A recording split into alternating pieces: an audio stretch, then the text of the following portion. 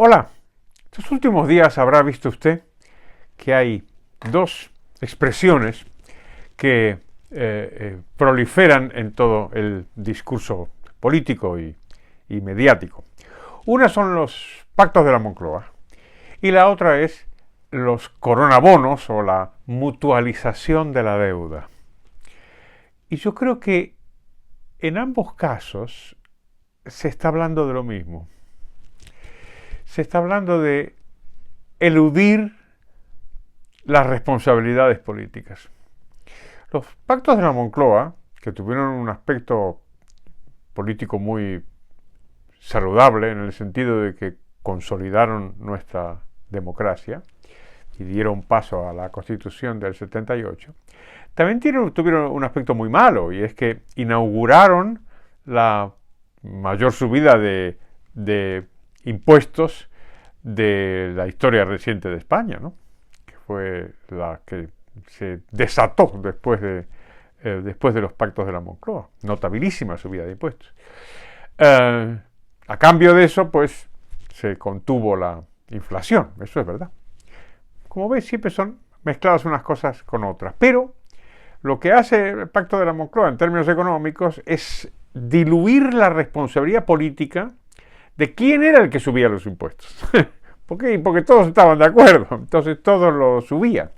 No había ninguna responsabilidad de nadie a la hora de decir la culpa es mía de subir los impuestos, sino que todos estaban muy satisfechos con el estado del bienestar, etcétera, etcétera. Conoce usted el argumento. Pero en esencia lo que se trató es, como digo, de repartir esa responsabilidad. Con los famosos bonos, los coronabonos, pasa algo parecido, ¿no? ¿Por qué está tan entusiasta Pedro Sánchez, ¿no? con la mutualización de la deuda? Porque mutualizar la deuda significa que el gobierno español, el Estado español, va a poder gastar más porque se va a poder endeudar más barato, porque el riesgo para el que toma la deuda ya no va a ser un riesgo dependiente solo de España, sino que se va a repartir entre todos los países de Europa. Lógicamente, los países más estables de Europa lo que hacen es abaratar el coste de la deuda para el Estado español. Pero claro, hacen eso y a cambio ellos y sus contribuyentes, por supuesto, corren el riesgo. ¿Por qué? Y porque el riesgo ya no es del Estado español, sino que se reparte entre todos. Por eso los gobernantes españoles son muy entusiastas y los gobernantes de Holanda, de los países nórdicos, de Alemania, dicen, oiga, pues mejor que arbitremos algún otro sistema que no ponga tanto a nuestros contribuyentes en riesgo. Fíjese, aquí también se está hablando de repartir el riesgo, ¿no? ¿Por qué? Porque la subida de impuestos comporta un riesgo político. Sobre todo cuando los impuestos ya han crecido tanto como han crecido en nuestro país en las últimas décadas, digamos, desde la transición, desde los pactos de la Moncloa hasta hoy. Entonces ya la subida de impuestos tiene un coste muy grande, aunque la izquierda va a insistir en que solamente la van a pagar los ricos, en fin. Aquí hay un riesgo, y es que cada vez más gente no se crea esta mentira. Y entonces, en la medida en que cada vez más gente no se cree la mentira de que los impuestos van a subir y solo lo van a pagar los ricos, entonces cada vez más gente va a estar dispuesta a castigar al gobernante que les mienta. Y Pedro Sánchez ha dado muestras de mentir de manera bastante considerable durante los últimos meses o años, y todo indica que está en esa misma campaña ahora. Pero lo ha dicho hace poco en el Parlamento, ha dicho que sí, que él va a promover un gran acuerdo, así que él va a seguir adelante. ¿Tiene esto menos visos de prosperar que los pactos de la Moncloa del 77? Pues yo creo que no van a prosperar, igual que tampoco va a prosperar los eurobonos. ¿Por qué no van a prosperar? Y porque los la jugada de Pedro Sánchez es demasiado evidente, digamos. Ahora, con la perspectiva del tiempo, podemos decir que entendemos el argumento político de que los políticos españoles del 77 querían diluir su responsabilidad, pero entonces no estaba nada claro, ¿eh? No estaba nada claro que eso era así. En cambio ahora, cuando Pedro Sánchez dice, no, vamos a convocar a un gran acuerdo porque tenemos que salir todos juntos, este tipo de argumentos ya tiene menos credibilidad. No digo que sea solamente porque Pedro Sánchez, en fin, mucho amor a la verdad no tiene, sino porque ya la opinión pública está un poquito curada de espanto frente a esta clase de argumentaciones. Entonces, pues ya le han dicho, de entrada los nacionalistas independentistas no quieren saber nada que una cosa que huela al fortalecimiento de España. Esto evidentemente ahí también han cambiado las cosas con respecto a lo que era, digamos, Roca, por nombrar un padre catalán y catalanista de la Constitución. Esto ya ha cambiado muy considerablemente. Y después los socios, el otro socio de Sánchez, del gobierno de Sánchez, que no son los nacionalistas, es Podemos. Claro, que Podemos diga ahora que está a favor del pacto de la Moncloa, cuando ha hecho todo lo posible por cargarse la transición y todo lo que la transición significó, es un poco dudoso, ¿no? Entonces ahora se ha inventado Pablo Iglesias esto de el constitucionalismo social. Esto lo dijo en Televisión Española. Otro que es tiene un respeto a la verdad bastante descriptible.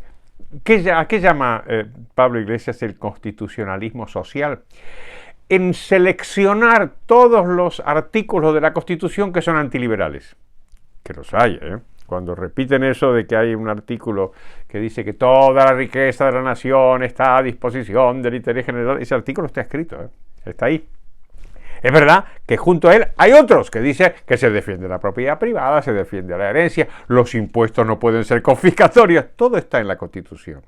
Es decir, que cuando saludamos a las constituciones, cosa que debemos hacer porque son un monumento a la convivencia, ignoramos que son contradictorias. Eso alguna vez lo hemos comentado en estos vídeos. Entonces no descarguemos, digamos, sobre la Constitución la esperanza de que de verdad nos va a sacar de los problemas. En realidad no nos va a sacar en absoluto. Pero en fin, en todo caso, por volver al punto que estamos debatiendo hoy.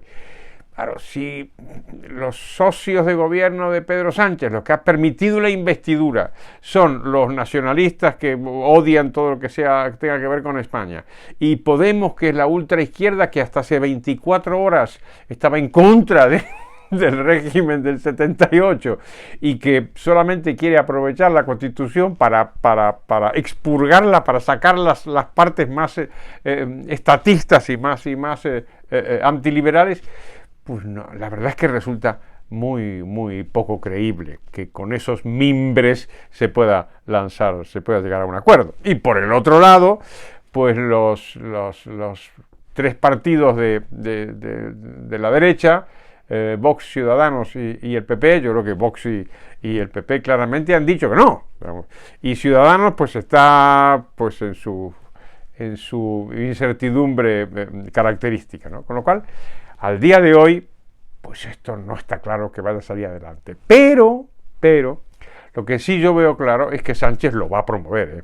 Esto no es ninguna casualidad que hayan sido voces del socialismo los que hayan hablado del pacto de la Moncloa. Siempre se puede decir que hay dos formas de tener voz socialista. Una, los que son simpatizantes de Pedro Sánchez, y entonces dicen un pacto de la Moncloa liderado por Pedro Sánchez, y los que son socialistas pero enemigos de Pedro Sánchez. Entonces dicen, queremos un pacto de la Moncloa, pero sin Sánchez, un pacto para que Sánchez quede neutralizado. En cualquiera de los dos casos, observe que la fortaleza del argumento apunta a la legitimidad política. En conclusión, ¿sería bueno o sería malo hacer unos pactos de la Moncloa? Pues la respuesta evidente es depende, ¿no? ¿Depende para qué?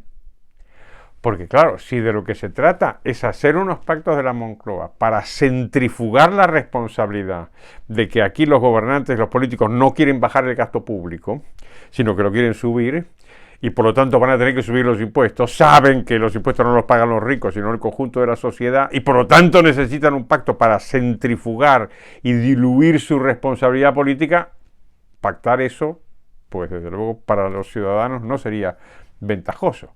Sin embargo, también existe otra posibilidad, y es que pacten para bien, que pacten para bajar los impuestos, y que pacten para centrifugar el coste político que les representaría bajar el gasto, que también sería un coste político para ellos. Dirá usted que esta alternativa es menos probable que la anterior. Pues sabe lo que le digo, señora, que sí, que es bastante menos probable, pero en fin, menos da una piedra, y sobre todo en momentos de confinamiento. Muchas gracias y hasta pronto.